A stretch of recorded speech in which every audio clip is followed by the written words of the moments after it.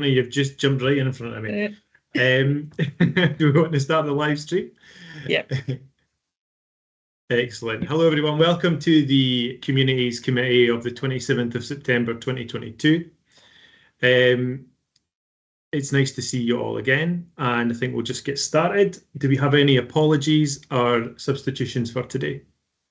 Yes, Convener, we've got apologies from Councillor David Fairweather and Councillor Jill Scott, with Councillors Derek Wan and Councillors Lewis Speed substituting. Okay, thank you, Fiona. And we move on to agenda item 2, which is declarations of interest. Does anybody have any declarations of interest today? Okay, just give it a sec. We were told last time the hands were a wee bit slow and going up.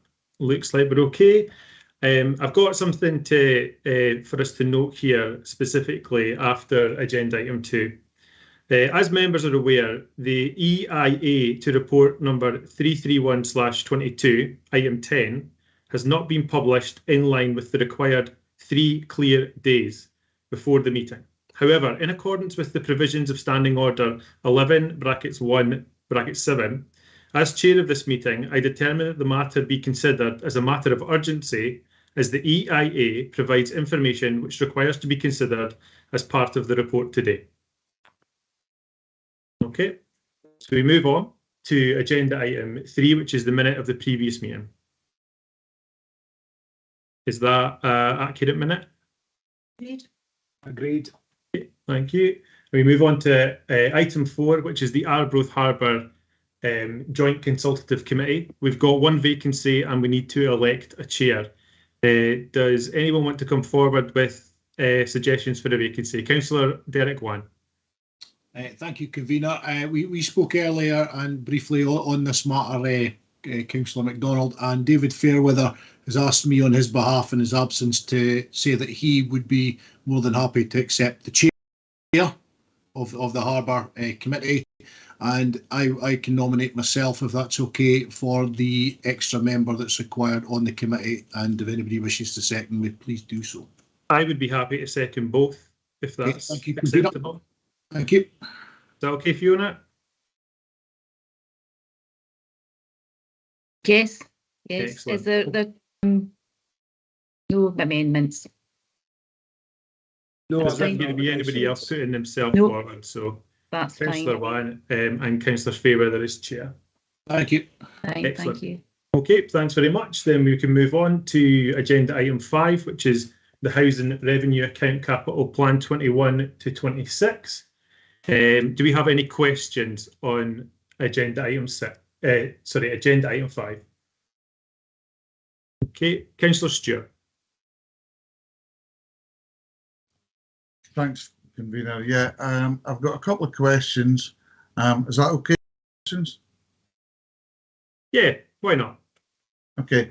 The first one, it's at 4.4. It states that work is continuing to successfully address the backlog of customer assessments following the pandemic. I understand that the assessments are carried out by the occupational therapists. So my question is, can someone tell us how many occupational therapists we have covering the whole of Angus, and how many assessments have been done on a monthly basis, and how many of our constituents are actually currently waiting to be assessed? The second part is, how long is the average wait for adaptations to be carried out once the assessments are done? Thank you, Councillor Stewart. Who would like to answer that from our officer pool today? Convener Catherine Johnson's here, who may be able to answer some of those questions, although she may not have all the specifics of Councillor Stewart's questions, but certainly Catherine's here to try and help. Yeah, I don't have the information specific to the length of time that is people are waiting for assessments, or the number of staff that are employed in the occupational therapy service at the moment. That's a health and social care service, so it sits separate to the council's own housing service, but I can certainly find out information and report back to you, Councillor Stewart. That would be grand. Is that okay, Councillor Stewart? Is there anything else you want to add? No, that's fine. Thank you. If someone could come back with all the... I can email Catherine if she wants with these questions. I would do Yeah, that would be helpful. Thank you. Thank you, Councillor Stewart. Councillor Devine. Thanks, convener. I've got a couple of questions as well, but they're all in one page. Page 13. Just looking at the figures for Timmer Greens, and I'm wondering, are these houses not going to be completed until 25-26? I thought that these were ongoing, and I was hoping to hear that they'd be completed earlier than that. But also, and more importantly for me as a Forfar councillor, I'm concerned about where the money is sitting for the Taylor Street affordable housing, which is again very late on, 24-25, and then later even. So can somebody just clarify these timings for me? Also, with regard to the Taylor Street one, what kind of percentage is going to be shared equity? Because I think we had talked about that and maybe having 50-50 or something like that. One thing, however, I'm not seeing anything is the costings for the Boyle Park house. I know that work was going on there and I know there was vandalism, but I'm just wondering, is anything happening there? And if so, do we have any timescale or costings? Thank you.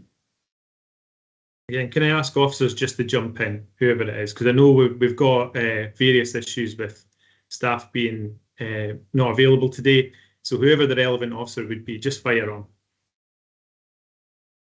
Shall I start? I'm sorry, Councillor Devine, I may not have got all of your questions there, but if we start with the Timmer Greens, you were asking about the timing for that. There has been a bit of a delay in terms of start dates for Timmer Greens because of seagulls nesting on the site, so that's delayed the demolition there. So there has been a delay in that programme. So that's why you're seeing the dates in there slightly later than perhaps you were expecting. You were asking as well about Taylor Street. I'm not sure what dates you've previously seen for Taylor Street. My understanding was that was always later on in the programme. Had you previously had an earlier date for that? I don't remember having an earlier date, but I'm just a bit shocked to see 25-26 on there, and then further on, that's a very long time for these 43 houses that we were hoping for Forfar. And I suppose that just represents the of the programme and the fact that we're trying to make sure that we've got a good amount of time scheduled against each project to allow for the earlier projects to complete, and making sure that the officer resource that's allocated to each of those projects is able to complete the projects that are on site at the moment. So we've got a lot of projects that are on site at the moment or are going to be going on site earlier in that programme, and therefore the work is not started in terms of projects like Taylor Street, in terms of getting the planning applications prepared and things ready for those projects. So you'll know that there has been some delays in terms of getting the planning application together for the project in Letham, for example, and delays in one project inevitably have a knock-on impact to other projects that come later on in the programme, because the officer resource has been used on those projects that are being dealt with earlier in the programme. I do recognise the resources, staffing resources difficult at the moment. Okay, thank you. But just what about that Boyle Park house? Because it's been on the scene for a very long time. Andrew or Gavin, are you able to give any more information on that? That's not something I can answer at the moment, although I could go away and find out if not. I can come in on that one, Catherine, and convener through yourself. Lynn, this one has been with us for a while. We've been looking at a number of complex aids and adaptation cases that we were going to convert the building for, together with an extension. That hasn't materialised. It's now been exhausted, and what we're going to do is make it a 4-bedroom house for general needs.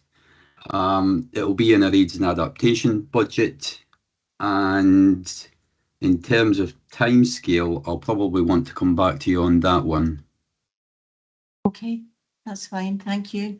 Can I just find out, is there work going on there at the moment, Gavin? No. No. Councillor Melville.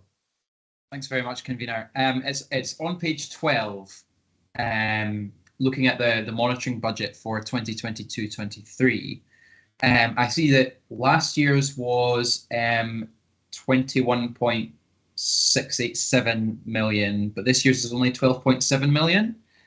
And now I assume that this is due to the impact of the inflation crisis and Brexit and things like that on material costs. But if somebody could give me a sort of rundown as to why we're spending £9 million less this year, including about £3 million less on new builds, I'd be very grateful. Okay.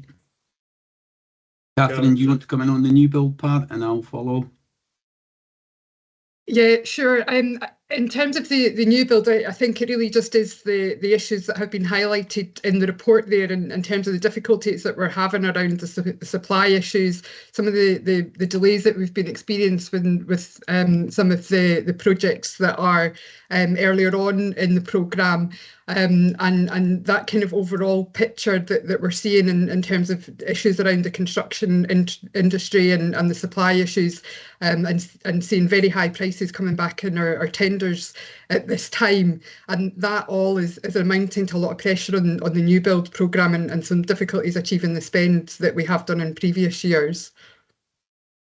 Yeah, thanks. And yeah, Councillor Melville, in terms of the £9 million, I would just like to point out that our monitoring budget was £16 million for this year, so we'd always planned to spend less this year. That happens simply because contracts come to an end, you then renew the contract. There's a slowing down, if you like. We also look to spend money on different items to ensure that the housing department are not borrowing too much. But in terms of this year, the biggies are the new build, as you correctly pointed out. Another one is one of the biggies is the internal upgrades. Now, there was a bathroom replacement contract. We did go out to tender on the bathroom contract, but the prices came back at a really high level, a level that we weren't happy to go into tender that in a different way, with hopefully get the prices down a little bit. But things like that delay sees a reduction in spend over the year. Okay, Lloyd? Thanks very much. Yeah, Councillor Wong. Thank you, Convener. I've got a couple of questions, just very quick ones. Page 19, in connection with Montrose various window replacements. I notice it's down as a total estimated cost of £273,000 and actually done in 21-22 is £2,000. Are we looking at any increases in this cost of window replacements? I know that there's pressures on material prices, glass being one of them. Do we think we have enough money in for these, or is it accounted for in any increases? And the second question, very quickly, on page 22 is in connection with fire alarms. I know, Gavin, we spoke before, and I know McGill's were doing quite a lot of the fire alarm installations for you. Obviously, now that they've gone, are we confident we've got somebody to replace? Because if my memory serves, these were supposed to, I believe, by February. There may have been an extension given by the Scottish Government, but I'm not sure on that. If you could clarify, thank you. Yeah, thanks, Councillor Wan. The windows, we're content with those prices. I think we've already got a tender back on that, so that is okay. Your second question regarding the smoke detectors. Now, we're well on with the smoke detectors. The only really remaining ones are tenants where, you know, we've had difficulty gaining access. We did have 3 LD2 contracts. All we're going to do is the work that McGill's had. We'll have an alternative contractor carry that work out. Okay, and could you just clarify, how does our insurance stand with this? Because I believe that there was a worry that insurance companies wouldn't cover if these weren't in, you know, at the time. It's maybe been sorted. I'm maybe a bit behind in the times. Yeah, that would all be dependent on the individual's insurer, you know, dependent on the policies that they have. So I couldn't give an answer, you know, to cover all insurers, but really it's tenant responsibility. The tenant needs to let us in to install these detectors. Right, so the majority is the fact that you can't gain access from the tenant. So the majority is that. Okay, yeah. Thank you. Thank you, Gavin. Councillor Duff. Yeah, thanks, convener. Yeah, apologies. I've had my hand up for quite a long time, and it was really to go back to the question that Councillor Stewart asked, and really just to give you my take on that, that I think I've certainly been conscious of severe delays getting OT assessments done.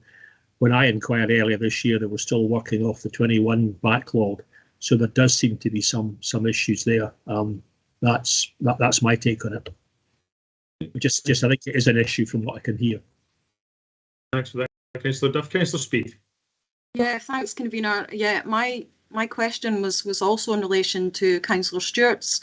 I'm certainly aware of constituents getting in touch with me who are waiting for an occupational therapy assessment and the impact that's having, and the knock-on need for them to perhaps have to access other services for support during that time. If we don't have this information, how can we be successfully measuring and tackling inequalities and ensuring that we're meeting the most basic housing and human needs, including safety and personal care? And my second question is in relation to sheltered housing. I just wondered if I could have a bit of an update with regards to page 9 and the money spent within sheltered housing and what improvements have been made. Yeah, I can come in sitting on the sheltered housing, and I think Catherine didn't say we didn't have the information. I think it's the fact that the information is from the Health and Social Care Partnership, and there's no one from the partnership on the committee today. So we do have that information, and we'll certainly share that with yourself and Tommy. In terms of sheltered housing, let me just go to page 9. Bear with me.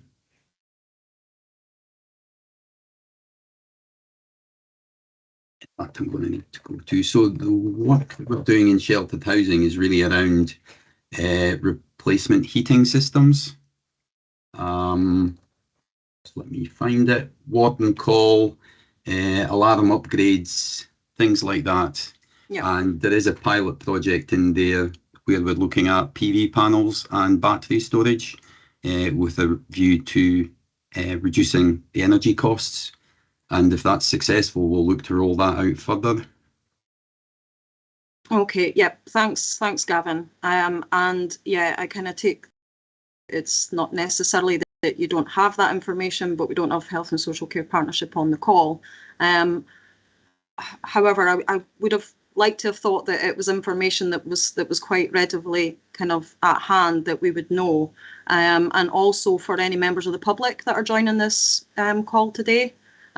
Self and Councillor Stewart and others might get that information, but members of the public who are now interested, I think just raising that point that they wouldn't have access unless we put that out there. Yeah, I can tell you certainly for the information that is within our own power, we only have 8 installations on our backlog now. I appreciate those are the ones that have already been assessed by the occupational therapist. So yes, but point taken, and we'll certainly share that information. Thank you. I think is that something that we need to feed into the IGB as well, the OT issue. I'll certainly raise that with Councillor Bell when I speak to her next time too. If we move on to Councillor Brace. Yes, thanks, convener. My question was about inflationary impacts and risks, and I think it's been in some part answered in response to Councillor Melville's question, but I wondered if you could maybe go into a wee bit more depth about inflationary impacts and risks in the capital plan, and then in particular in light of the very low rent increase that we had at the last budget, which was way below inflation, of course. If you could have just given us a wee bit more of your thoughts on that, please. I would look for maybe a colleague to assist partly on that one. Certainly I can talk about, the reason for bringing this monitoring report is to reflect upon those cost increases and risks, at that midpoint through the year. But in terms of the actual facts and figures, I don't know, is Stephen maybe on the call? Yeah, I'm here, Gavin. Yeah, I mean, at the present, I mean, the monitoring that we're doing at the present time for the current year will be taking account of any inflationary pressures that are evident on the projects currently live and ongoing, as those are updated. There's obviously a longer term HRA capital plan and business plan. Now that's currently undergoing a review. We had a business plan that was underlying the rent setting meeting back in February. Finance and housing staff are currently reviewing that in order to determine, what there are a number of assumptions made in that with regard to rent levels, inflationary pressures, borrowing rates, etc. So that we were at a point in time back in February.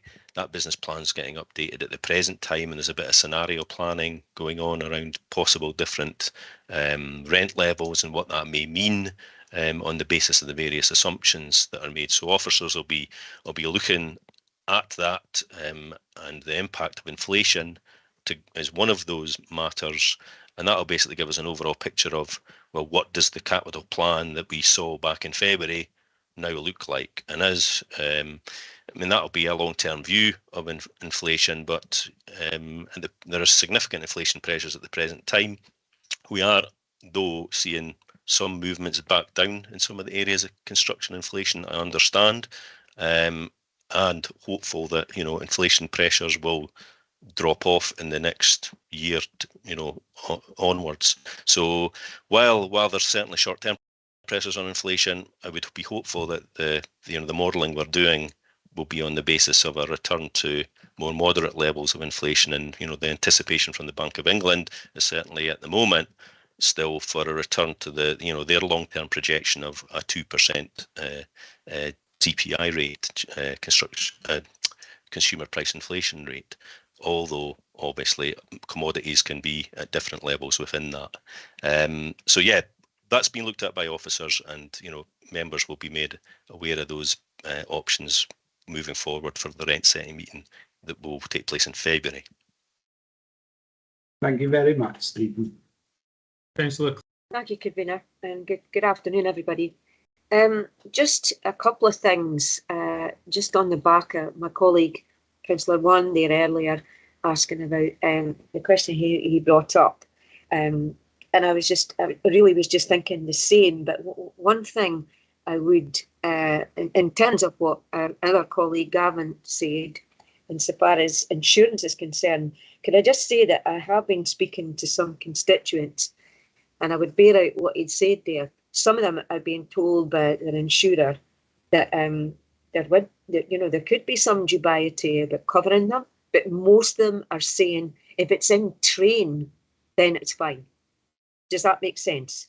It's just what I'm getting back from people, so I thought I'd throw that in. Now, just a general question. Again, because we'll all have people who need bigger homes and what have you. When I see the word conversion, it happens in several areas. Can I just ask, please, of anybody, just what do we mean?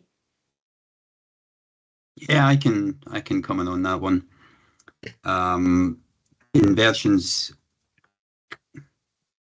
can mean, you're right, quite a number of things, but the conversions that we tend to see these days are where we might have flats that are in low demand, maybe 4 in a block.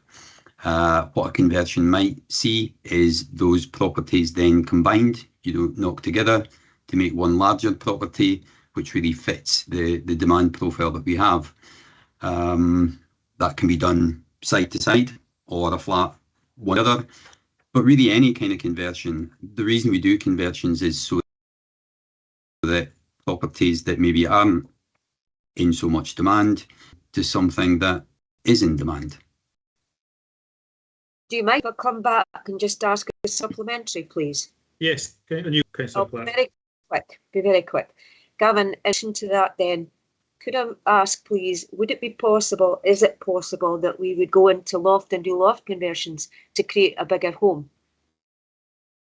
It's generally not something we've done in the past. However, if there was a specific case, it may be something that we consider, but that would only be if there were no other alternatives. And I see Catherine has her hand up there. Yeah, I can just maybe add a little bit more to that. We do have an example of some properties that we built at Viewmount Terrace in Forfar, which were designed specifically to allow for conversions into the loft. That's not a typical design for us, but it is one that we use there. So it'll be interesting to see how that works in practice, because it may be something that we would look at in the future where it was possible. But it was just to make the point as well that conversions may be something that you see more of in the capital plan, because it very much fits with the kind of direction of travel in terms of sustainability and making better use of our existing stock, and that forming part of our focus for our capital plan in the future, and very much in line with Scottish Government policy, and as such the Government are providing some grant funding now towards conversions as well as towards new build. So it may be something that you see more of in the future. Thank you, Catherine. Councillor Proctor. Thanks very much, Convener. One maybe just for Gavin. It was mentioned earlier on, we talked about fire alarms. Am I right in assuming that, we'll actually be within our sort of property converting the fire alarms to the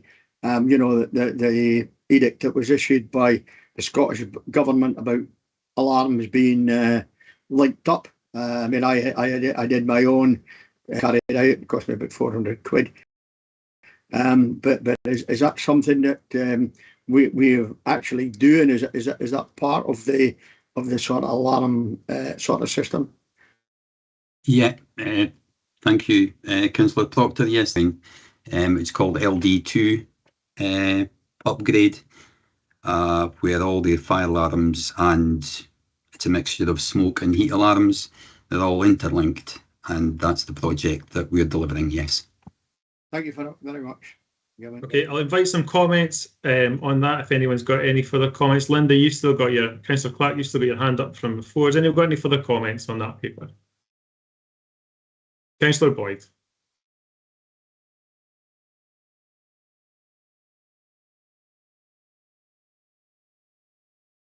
If you're speaking, Councillor Boyd, you're on mute.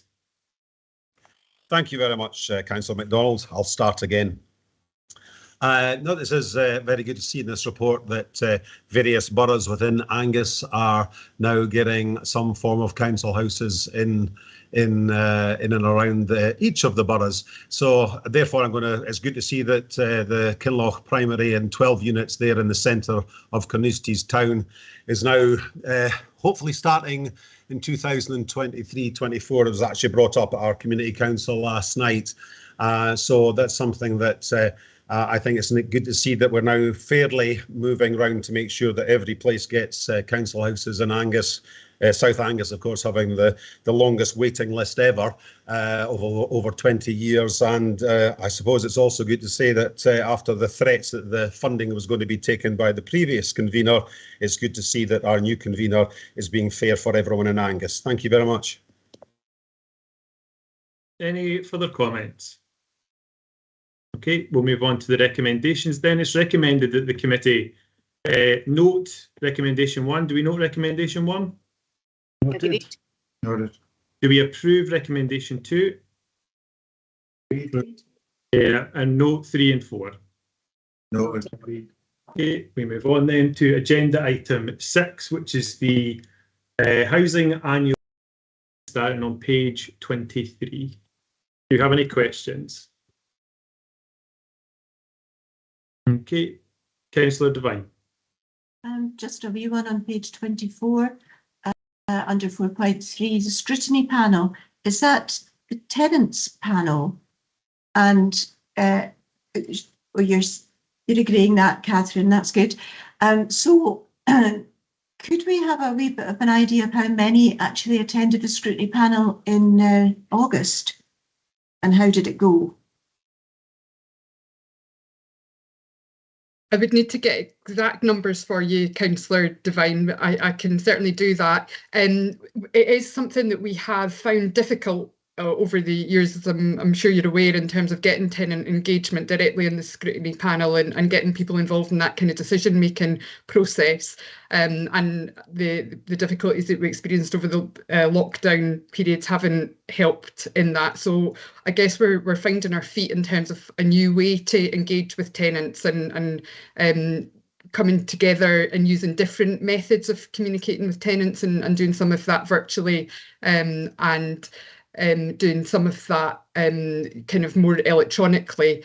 And I think there was 5 that attended this time round, so the numbers still aren't high. And we certainly are focused on trying to find other ways to engage with tenants. And the new tenant participation strategy is being developed at the moment, which will take a focus on that and will come before committee later in the year or early next year. Thanks, Catherine. I would urge people to get across, Angus, to let their voices be heard. Thanks very much. Thank you, Councillor Devine and Catherine. Councillor Speed. Yep, thanks. It was just in relation to the statement on page, virtually all housing services have been restored.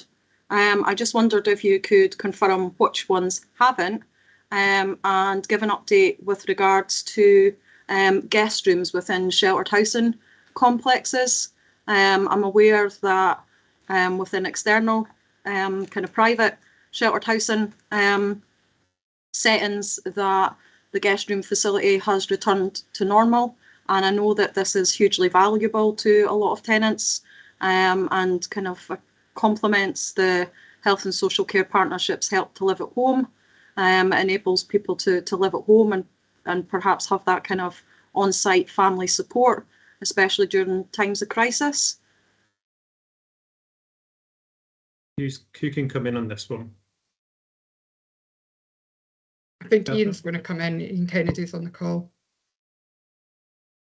Sorry, it just took me a while there to get my mic off. Yeah, I agree with you, Councillor Speed. At the moment, we're in a period of reviewing the usage of the guest rooms, looking at a variety of things, including some of the things that you've mentioned there. Also looking at around maybe upgrading them, but also looking at, well, I suppose being honest, how much they cost as well, because they are very, very it's a minimum cost, and they don't really wash their face. So we need to look at that before we restore the usage. But I'm hoping that will be done very, very soon, and we'll have some sort of decision on that, because you're right. We are emerging from the COVID situation, and some other providers are returning to the usage of their guest rooms. Okay.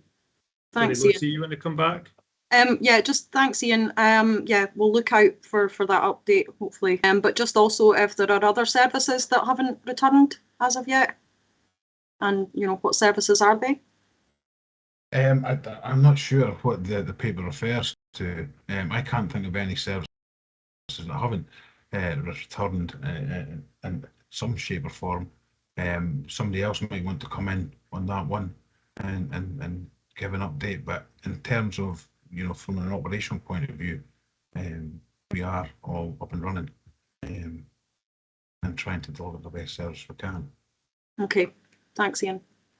Thank you. We'll move on to comments. I've got a query, maybe.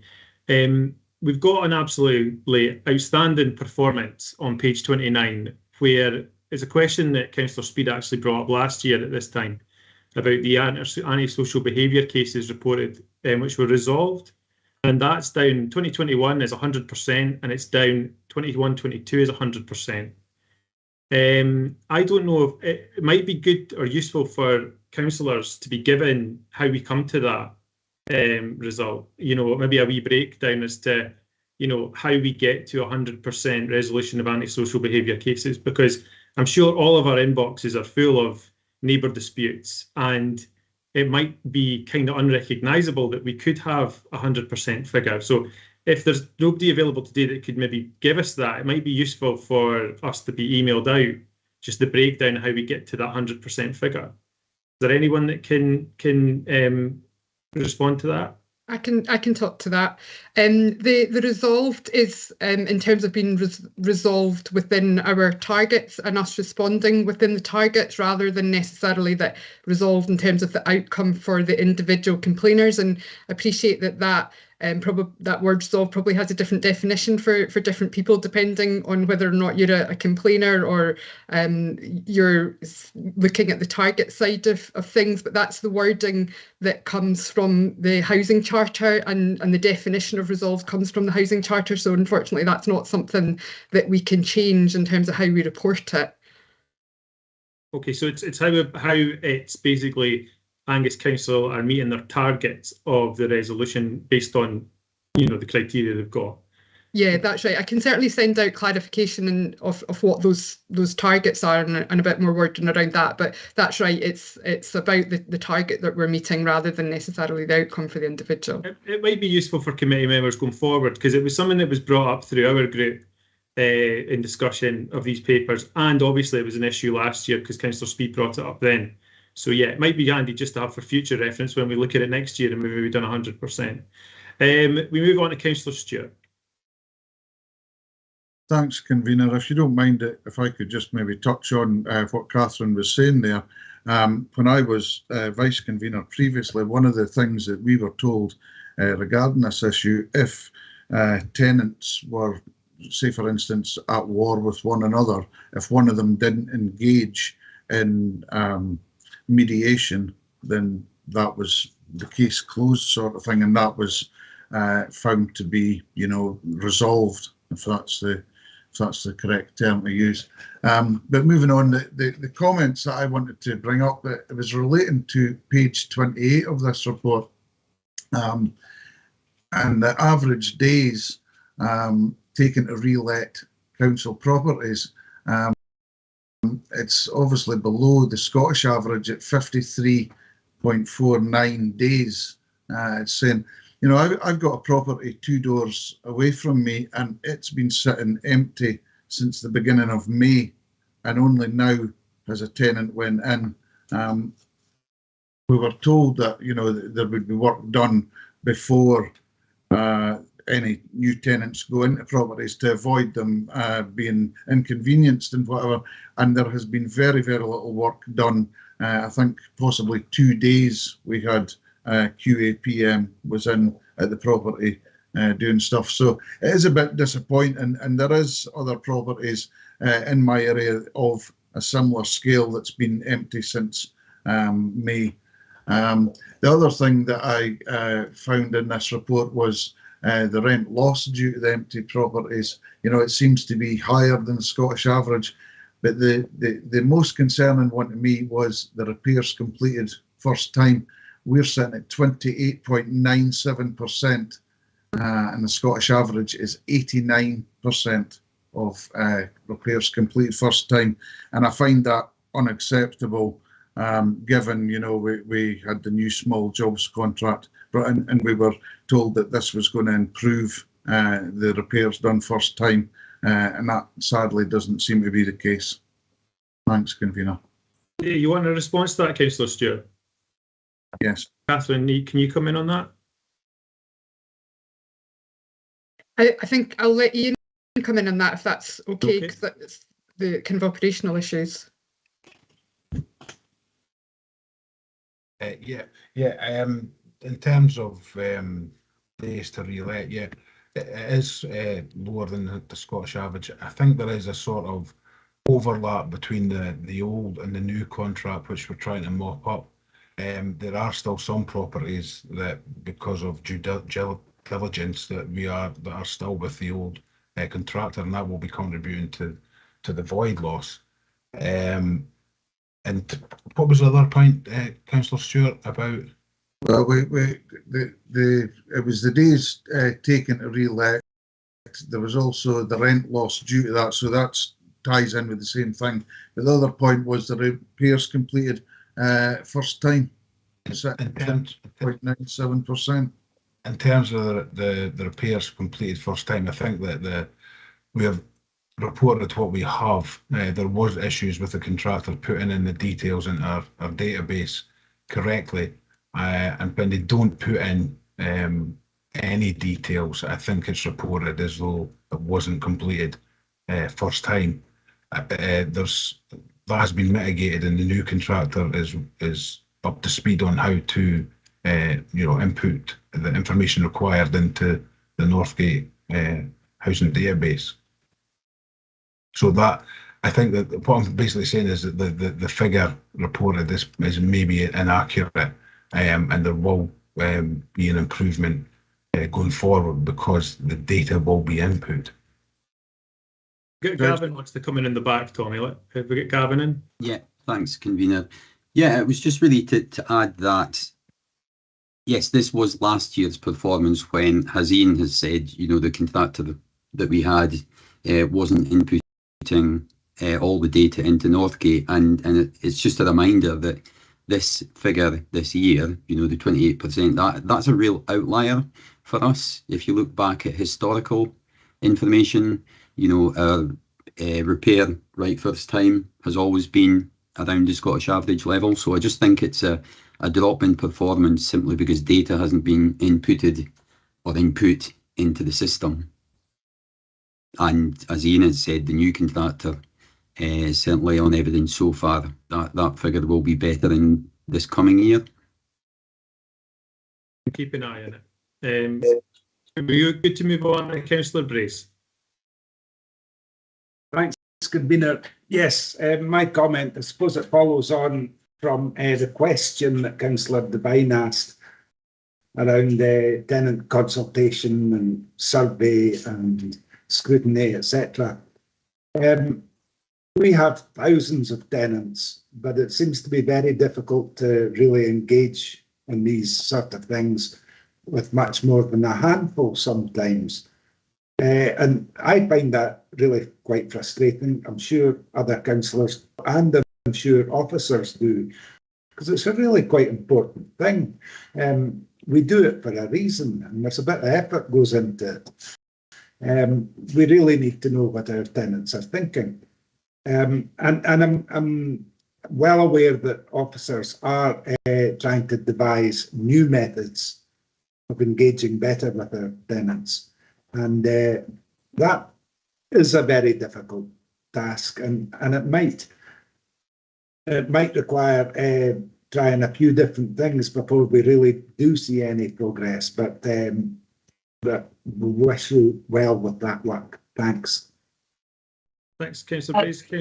Sorry, Camilla, I was just going to come in just to reiterate what Catherine was saying, that we do have a new policy around consultation engagement coming forward, which we've been working really hard on, which will hopefully increase those numbers. I think it's something we're really conscious that the small numbers are not really reflective of the tenants.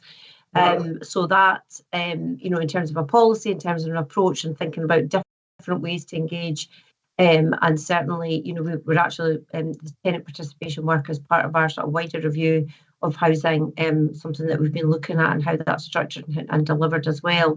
And then just also from a sort of day-to-day, more general, being able to keep our tenants, how we communicate with them more regularly and more effectively and giving them the information they need. So yes, absolutely things that we have in hand and that we're certainly looking at just to give that assurance. Councillor Boyle. Yes, thank you, Councillor MacDonald, and thank you to kind of about the guest rooms. I was at Lowson Park about a month ago, and that was actually brought up by all the residents at Lowson Park that they were finding that their loved ones that maybe come to visit them are having to stay in hotels or bed and breakfast at considerably more than what it would be for the room. So I think we do need to get these rooms out. Each and every single one of them said that they were quite happy if it was costs. They could easily double what they would be asked to pay for the 1 night or 2 nights that guests would be staying anyway. Remove the televisions. There was in that one there was a problem of TV licensing, and that if there are too many units in the one place, then it but just take the television out. They're just needing a place for their bed for a night, and that you know, they want them to, one, to be close by, but two, actually help them reduce the cost of them coming to visit them. But in turn, the council could actually make money by because they each and every single one of them thought it was a ridiculously low price in the first place. So that's feedback to Ian Kennedy on that one. Thank you. Thank you, Councillor Boyd. Okay, we'll move to the recommendations. Recommendation 1 on agenda item 6 is to note Council's performance in relation to its statutory obligations. Do we note that? Noted. We're to agree recommendation 2. Do we agree? Yeah, and we approve recommendation 3.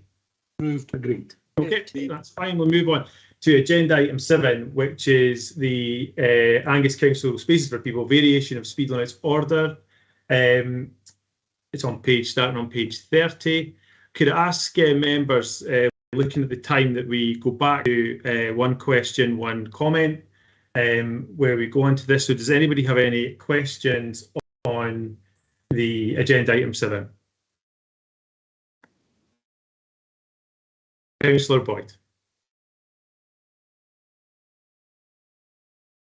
Sorry, having removed my mic there, Councillor MacDonald. Yes, it's sorry, I'm jumping between the two screens. Basically, I'm noticing in the list, I think Barry is a typo and that's being sorted out, so I won't bother to speak anymore on that one. But the question I have is, why is Balfour Place on this list, and when it is a dead-end cul-de-sac that you couldn't actually travel more than 2 miles an hour on anyway, and why is an unadopted road, Simpson Place, on it when there are actually only 4 houses and that road is unadopted? I can't see why why we're needing either signage or whatever's happened with it. It seems to be something that I don't think needs to be on this list. All the others I totally agree with.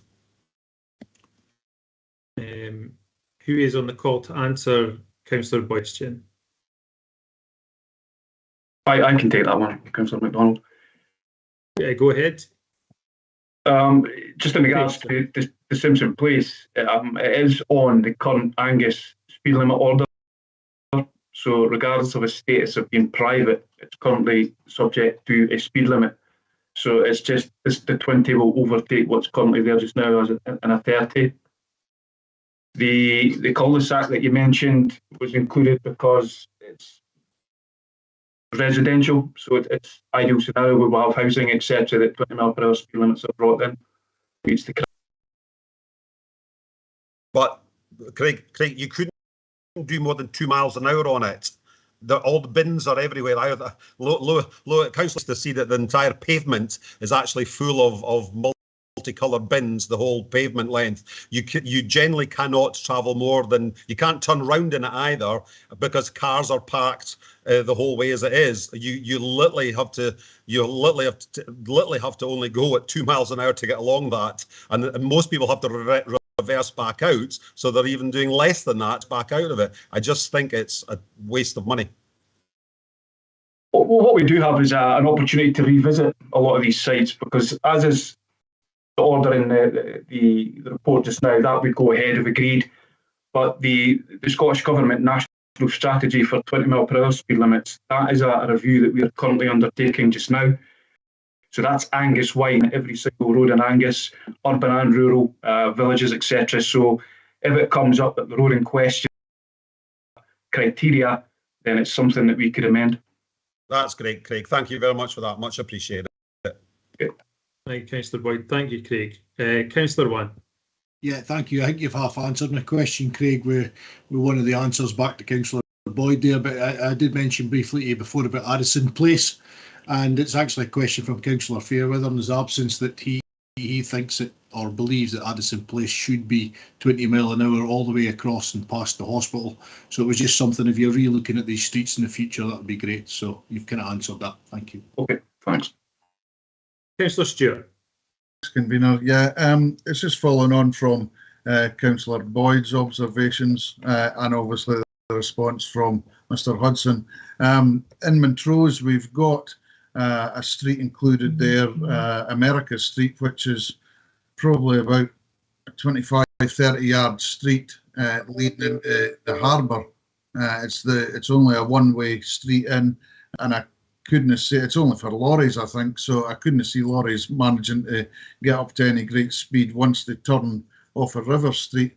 And we've also got another cul-de-sac where it's a 20-mile limit as well, and there's only 4 houses in this cul-de-sac. So I'm not understanding why we do have them. One of the things that Mr. Hudson just said there was it was included because it's residential, and you know, we've got an area in Montrose which I've already raised in regards to this. We had a fatality there last year at some point. I think it was towards the end of the year, and we've also got a residential area where complaints from constituents who feel that the cars are going too fast, and they are not included on this list. So, I mean, obviously, Mr. Hudson has said that there's a wider review underway. So I would like to get an assurance that all streets and built-up areas of our boroughs are looked at with a view to reducing the speed limit to 20 mile an hour. And given that we were able to introduce, albeit a temporary order, what we've been asked to approve today within a short space of time, can officers advise if this is something that can be done to address the remainder of streets currently still at a higher speed limit? Yeah, just in regards to the order as it is just now, it's not possible to add any streets that as it is. It would be subject to subsequent orders, so we'd in effect have to start again. Your question, I mean, the review that we're currently doing just now is every street in Angus. It's holistic, right across all boroughs, villages, etc. So every street will be looked at, but on a strict criteria basis. The spaces for people was a judgment call. It was where there was concentrated levels of footfall, etc. Montrose was slightly different because we were asked to look at the mid-links area, but in the main, it was sort of constrained to town centres, etc. But in this review, every street in Angus will be looked at. Okay, thanks. I think it's important to note that the financial implications page, like Councillor Boyd mentioned about waste of money, the 20 mile an hour signage is already in place. The waste of money is by not approving the paper, because we'd be putting the signs back from 20 to 30, you know, for the same thing. So just for context, it's important to remember that. Councillor Proctor. Thank you very much, convener. Again, one for Mr. Hodgson, and it's similar to what you've been asked before, Craig. I've had numerous constituents asking me if the 20 mile an hour zone can be extended road, certainly out to the junction of Quarry Park, because I think you know, and some of your colleagues know, there has been a fair bit of speeding down that road, and I think people are failing to actually hit the 20 mile an hour speed limit, you know, from the end of the Bowling Green. And the other one is in the Glengate, again, to extend it up to the road runabout where the junction, we can already place, I think it is, at the very top of the Glengate, and it for exactly the same reason. Yeah, thanks, Councillor Proctor. Just, I maybe should have added, in terms of the review, we have to have it complete by March 2023. So it probably will be subject to committee report thereafter. So all the findings will be reported in due course. Thanks very much for that, Craig. Thank you. Councillor Duff. Yeah, thanks, convener. Yeah, I think we should thank Mr. Hudson and his colleagues for the huge amount of work that's been done here. And I think you've said it yourself, we need to approve this set of proposals. I mean, I could, like other elected members, nitpick with things here and there. I would say from my observation, certainly in Montrose area specifically, they've got this about 90% right. And I think that's not bad. It was all done in a lot of haste.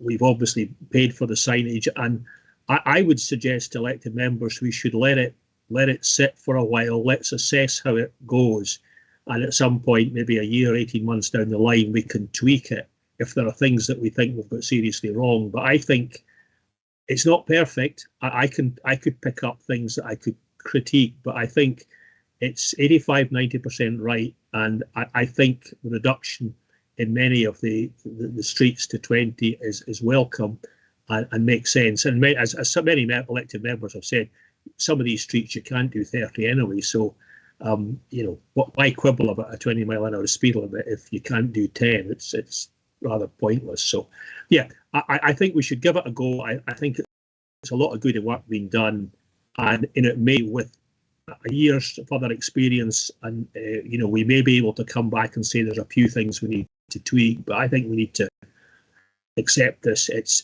as I say, I think it's 90% pretty good. Hey, do you want to come in the back of that? Yes, thanks, Convener. Just to add to that, because I've not touched this so far, the vehicle activated signs that I mentioned within the report and all the data that we've done so far, that will remain in place. So we still do have a means of measuring, how these things do go moving forward. So if any additional data required, we can source that quite quickly. Councillor Brace, you had your hand up there. Are you happy? Yeah, it's fine. Thanks. Okay, just if there's any more further comments or questions, just pop your hand up. Just like to add that we've seen the 20-mile-an-hour people be effective. We've seen speeds come down, and whilst people might be seeing speeding and observing speeding in towns and villages, we are seeing reductions in speed in our villages that have had these. So it's proven that it's been effective in getting people's speed down. So like a lot of the room here, I totally welcome the work that's been done to bring everything down to 20 mile an hour if possible when we do the review and have a look and see what's right and what's not. And we can look forward to seeing further reports going forward. And it's good to see the Communities Committee seem to be quite aligned in that mindset. Councillor Brace. Yeah, well, I will just comment now. I think the question is, which streets in our towns across Angus shouldn't be 20, rather than looking at what one should be? It's a personal opinion. Thanks. Thanks, Kenny. Thanks, Councillor Brace. Okay, are we happy to move on to the recommendations? So the recommendations are that we note the results of the speed survey. Do we know that? Yeah. Noted. In recommendation 2, we note the objections. The recommendation 3, we note the objections to any of the 30 and 40 mile speed limit. Noted. And we note, we approve recommendation 4, the making of the order. Brilliant. Okay, good stuff. Let's move on to the next item, which is item 8, amendments to speed limits in Woodfills, page 114 on the papers. Does anybody have any questions or comments on this agenda item? Okay, so we're happy to, we're asked to note recommendation 1. Are we noting that? Noted. No recommendation 2. Noted. Agree recommendation 3. Agreed.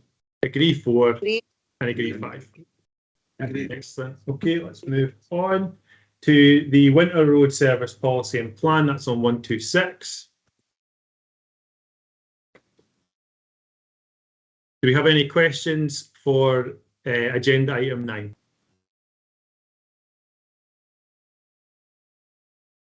Any comments? Okay, there's a comment from Councillor Meakin. You're muted, Councillor Meakin. It's just to say that I did have an issue which we'll raise out with this meeting, if that's okay. No problems, Councillor Meakin. Does anybody have anything else on this agenda item?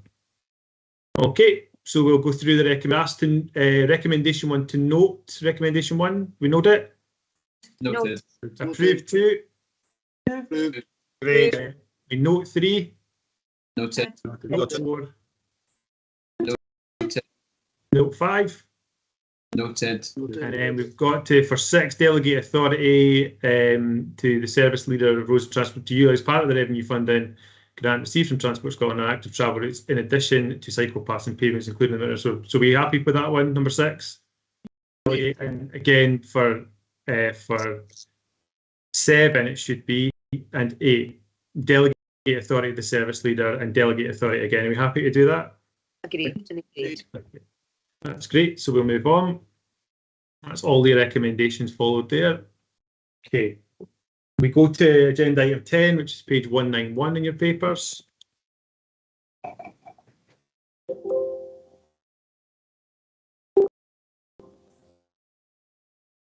Convener, you're on mute.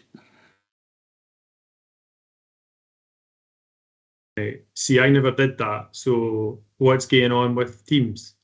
Thank you, Councillor Wan, for telling us there. It's the agenda item 10, application for consent tables and chairs in the public road at Applegate Arbroath. Does anybody have any questions or comments on this one? I understand that we also have the applicant available to answer a question if required. Councillor Speed. Yep, thank you. Yeah, I support this business's aspirations and plans for growing their business and for providing that outdoor kind of customer dining experience. However, I do regularly kind of highlight the importance of, you know, good, safe pedestrian access and travel. And I guess, although the report does kind of pick up on that and highlight the need to ensure that that still is the case, some of the issues that may arise may be out with the business's control, you know, such as vehicle access that may restrict pedestrian passageway, or other businesses and street furniture that may be placed out with their control. So I just wondered what monitoring supports will be in place to support and address any of these issues that may arise. Now, our applicant is in the call and is asked to speak. If you just give us a couple of seconds. Does there any officer wants to come forward and address Councillor's concern first? I could take that one, Councillor MacDonald. Just Councillor Speed, just to advise you, we would be subject to action. Obviously, there's the licence that's given and it's subject to a number of conditions. So that would be looked at, but also we would be making sure that there was no other obstructions placed within that remaining section of footway that would hinder vehicle or pedestrian access. Okay. Kent Mitchell, if you could just address Councillor Speed's question. Hi there. If that's what you're looking to do there. Hi, can you hear me? Yep, loud and clear. Okay, so obviously my father's owned that building for a number of years, and obviously I took that into consideration when putting my application in. There used to be the fruit and kind of veg guy who was in that position for every Saturday or every second Saturday, who's no longer there. There's now a flower kind of stall that gets put up further up the kind of pathway. It still leaves plenty of room for passers-by, and obviously if there's any access needed up to the end of the road, which leads onto the high street, which is a non-through road. Obviously there's bollards at the end. They'll still leave plenty of access, and I've also spoken to W.H. Smith, who don't have an issue with what my plans was. Thank you very much. Councillor Speed, do you want to come back to that? Yeah, thank you, Mr. Mitchell. Yeah, I'm absolutely sure that, you know, you as a business will continue to monitor that situation. I think it was just worth highlighting that, you know, access issues is something that constituents regularly come to me with. People with disabilities or sensory loss, you know, going out and about can be really challenging. So this is something, as Craig has suggested, you know, can be monitored, and we can kind of work in partnership to address any pedestrian access issues that may arise, especially when it is a shared kind of space, because vehicles do look to access that stretch as well. So yeah, hopefully it will all work, but should anything come up that causes a barrier or challenge for pedestrians, hopefully we can look to address that. Yeah, any issues, I'm more than willing to kind of relook at it or change the plans or anything like that. Great, thanks, Mr. Mitchell. No problem. Right, we'll move on then. If anybody got anything further on this item? Excellent. Okay, we'll move on to the recommendations then. We've got to recommendation 1 is to consider the application and agree to authorise the place of tables. Do we agree to go with the recommendations? Agreed. Excellent. Okay, let's move on to our final item, which is the Parks and Burial Grounds plant equipment on page 205. Pardon? Thanks a lot. Oh. Bye now. Thanks, Mr. Mitchell. Okay, so does anybody have any questions and or comments on agenda item 11? I'm not seeing any hands. I'd be quite happy to go with the recommendations, which is recommendation 1 to approve, recommendation 2 to authorise, and recommendation 3 to no. Are we happy to do all those? Agreed. Excellent. Thank you very much, everybody. Thanks, convener. Concludes communities. Thanks, everybody.